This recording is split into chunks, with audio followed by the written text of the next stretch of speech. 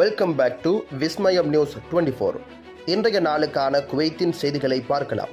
செய்திகளுக்குள் செல்ல முன் எமது சேனலை சப்ஸ்கிரைப் செய்து கூடவே நோட்டிஃபிகேஷனையும் ஆன் செய்து வைத்துக் கொள்ளுங்கள். நாங்கள் பதிவிடும் வீடியோக்களை தவறாமல் பார்க்க முடியும்.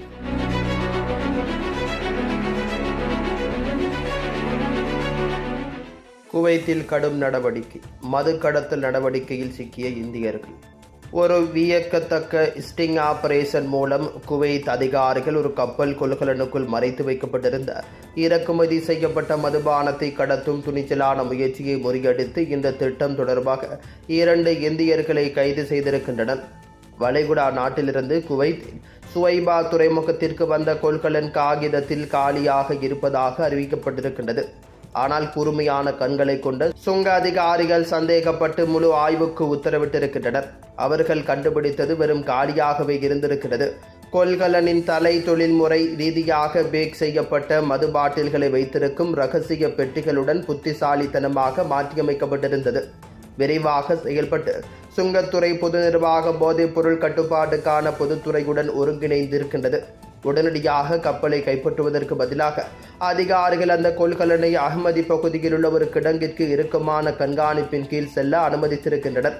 சட்டவிரோத சரக்குகளை பெற தயாராகி கொண்டிருந்த போது ஹனீஃபா முலேரி நாடு வெலேலி மற்றும் பனிகா வீட்டில் ஜாவர் ஜேசர் என அடையாளம் காணப்பட்ட 2 நபர்களை அதிகாரிகள் கைது செய்திருக்கின்றனர். விசாரணைகளின் கூற்றுப்படி இந்த ஜோடி இந்தியாவிலிருந்து செயல்படுவதாக நம்பப்படும் ஜஹீர் என்ற நபரின் வழிகாட்டுதலின் கீழ் செயல்பட்டதாக ஒப்புக்கொண்டிருக்கின்றனர். தேசிய பாதுகாப்பை பாதுகாப்பதிலும் சட்டவிரோத பொருட்களை ஒழிப்பதிலும் அதன் உறுதிப்பாட்டை வலியுறுத்தி சுங்கத்துறையுடன் இணைந்து கடத்தல் நடவடிக்கைகளை தொடர்ந்து ஒடுக்க உள்துறை அமைச்சகம் உறுதியளித்திருக்கின்றது. குவைத் வழக்கறிஞர்கள் பாகுபாட்டை மேற்கோள் காட்டி வீட்டு வசதி சட்டத்தை ரத்து செய்வதை கேள்விக்குள்ளாக்குகின்றனர். வீட்டு வசதி பராமரிப்பு தொடர்பான சட்ட எண் 47 கீழ் 1993 பிரிவு 29 பிசை ரத்து செய்த ஆணை சட்டம் எண் 83 கீழ் 2025 எதிர்த்து சில வழக்கறிஞர்கள் அரசியலமைப்பு நீதிமன்றத்தில் நேரடி அரசியலமைப்பு சவாலை தாக்கல் செய்திருக்கின்றனர். இது தன் வீட்டை விற்றவர் யார் என்ற தலைப்பில் காணப்படுகின்றது. சட்ட எண் 2 கீழ் 2015 கீழ் அறிமுகப்படுத்தப்பட்ட ரத்து செய்யப்பட்ட கட்டுரை முன்னர் தங்கள் வீடுகளை விற்ற குடிமக்கள் குவைத் கடன் வங்கியால் வழங்கப்பட்ட வீட்டுக் கடனை முழுமையாக திருப்பிச் செலுத்துவது உட்பட குறிப்பிட்ட நிபந்தனைகளுக்கு உட்பட்டு பயனாளி அல்லது வாடகை ஏற்பாடுகள் மூலம் வீட்டு வசதிக்கு மீண்டும் விண்ணப்பிக்க அனுமதித்திருக்கின்றது. நீதி மற்றும் சம வாய்ப்பு என்ற கொள்கையை மீறுவதாக மேற்கோள் காட்டி ஆணை ரத்து செய்வதை நியாயப்படுத்தியிருக்கிறது. முந்தைய கட்டுரை குடிமக்களிடையே நியாயமற்ற பாகுபாட்டை ஏற்படுத்தியது மற்றும் வீட்டு வசதி விண்ணப்ப நெருக்கடியை அதிகப்படுத்தியிருக்கிறது. முன்பு வீட்டு உரிமைகளை பெறாதவர்களை இழந்தது என்று அதன் குறிப்பியல் விளக்கியிருக்கின்றது. குவைத் விசிட் குவைத் என்ற புதிய தளத்துடன் சுற்றுலா மற்றும் கலாச்சாரத்தை மேம்படுத்த துணிகின்றது. குவைத்தின் பொருளாதார வளர்ச்சியில் சுற்றுலாத்துறையின் அதிகரித்து வரும் முக்கியத்துவத்தை தகவல் துறை அமைச்சரும் இளைஞர் விவகாரங்களுக்கான இணை அமைச்சருமான அப்துல் ரஹ்மான் அல் முதேரி அடிக்கோடிட்டு காட்டியிருக்கின்றார். மேலும் தேசிய பொருளாதாரத்தையும் நாட்டின் கலாச்சார அடையாளத்தையும் மேம்படுத்துவதில் அதன் பங்கை வலியுறுத்தியிருக்கின்றார். அரசு அமைப்புகள், தனியார் துறை மற்றும் சிவில் சமூகத்தின் தொடர்ச்சியான முயற்சிகளால் சுற்றுலாவில் அதிகரித்து வரும் ஆர்வம் அதிகரிக்கப்பட்டிருக்கின்றது என்று அல் முதேரி இதன்போது குறிப்பிட்டிருக்கின்றார்.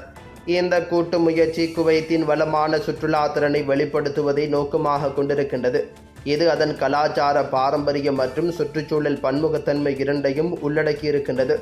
சுற்றுலா தொடர்பான முயற்சிகளை மையப்படுத்தி ஒருங்கிணைக்கும் ஒரு ஒருங்கிணைந்த தேசிய முயற்சியான விசிட் குவைத் தளத்தை தகவல் அமைச்சகம் தொடங்க தயாராகி வருவதாக அல் முதேரி அறிவித்திருக்கின்றார். இந்த தளம் பல்வேறு சுற்றுலா செய்திகள் மற்றும் முன்முயற்சிகளை ஒரே குடையின் கீழ் ஒருங்கிணைக்க வடிவமைக்கப்பட்டிருக்கின்றது. பார்வையாளர்களுக்கு தடையற்ற மற்றும் ஒருங்கிணைந்த அனுபவத்தை வழங்குகின்றது. அதே நேரத்தில் தேசிய பொருளாதாரத்திற்கு சுற்றுலாத்துறையின் பங்களிப்பை மேம்படுத்துகிறது. நவீன மற்றும் ஒருங்கிணைந்த சுற்றுலா அமைப்பை வளர்ப்பதற்கான ஒரு குறிப்பிடத்தக்க படியை இந்த தளம் பிரதிபலிக்கிறது என்று அல் முதேரி விளக்கியிருக்கின்றார். பொருளாதாரத்தை பன்முகப்படுத்துவதையும் நிலையான வளர்ச்சியை மேம்படுத்துவதையும் நோக்கமாக கொண்ட நாட்டின் நீண்டகால வளர்ச்சி திட்டமான குவைத் விஷன் 2035 பரந்த நோக்கங்களுக்கு இணங்க இந்த முயற்சி பயனுள்ள பொது தனியார் துறை கூட்டாண்மைகளை நம்பியிருக்கும் என்றும் அவர் வலியுறுத்தி இருக்கின்றார். குவைத்தில் இன்றைய தினம் தங்கத்தின் பெறுமதிகளை பார்க்கலாம். 24 காரட் ஒரு கிராம் ஒன்றின் தங்கத்தின் பெறுமதி 33.42 குவைத் தீனார்களாகும். 22 காரட் ஒரு கிராம் ஒன்றின் தங்கத்தின் பெறுமதி 30.65 குவைத் தீனார்களாகும். 21 காரட் ஒரு கிராம் ஒன்றின் தங்கத்தின் பெறுமதி 29.25 குவைத் தீனார்களாகும்.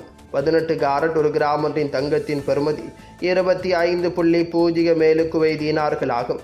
குவைத்தின் இன்றைய நாணய மாற்று விகிதங்களை பார்க்கலாம். ஒரு குவைத் தீனார் ஒன்றின் இந்திய பெறுமதி 287.19 இந்தியன் ரூபாய்களாகும். ஒரு குவைத் தீனார் ஒன்றின் இலங்கை பெறுமதி 984.27 இலங்கை ரூபாய்களாகும். ஒரு குவைத் தீனார் ஒன்றின் பங்களாதேசி பெறுமதி 398.99 பங்களாதேசி டகாஸ் ஆகும்.